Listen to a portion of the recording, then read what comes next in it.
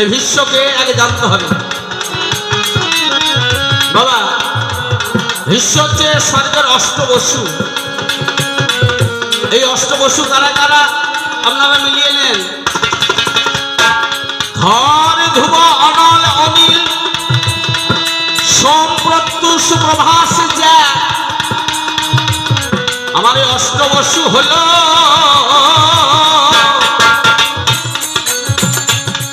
ধর ধ্রুব অনল অনিল প্রত্যুষ প্রভাস যা। বুঝতে পারছেন? যারা গো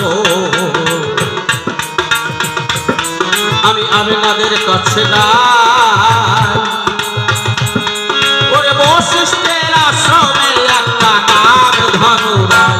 ছোট ছোট একটা কাম ধনু ছিল বাবা বশিষ্ঠের আশ্রমে। এই কামে ধনুটা চুরি করতে তার আর্জনাতে যুক্তি করে নিল। যুক্তি করছে কি, যেদিন বশিষ্ঠ আশ্রমে থাকবে না আমরা আর্জনাতে গরুটাকে চুরি করব ভালো। কথা বুঝতে পারছেন তো? বশিষ্ঠের আশ্রমে ছিল কামধনু।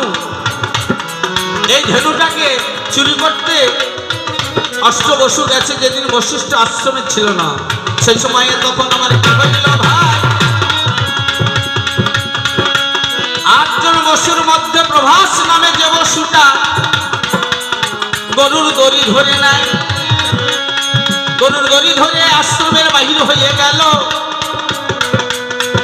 পরে পথির মধ্যে বশিষ্ঠের সঙ্গে 8 জনের দেখা হইয়াছিল।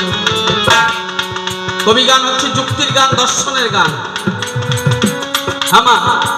আমি বাবাদের কাছে বলছি, মায়েদের কাছে বলছি।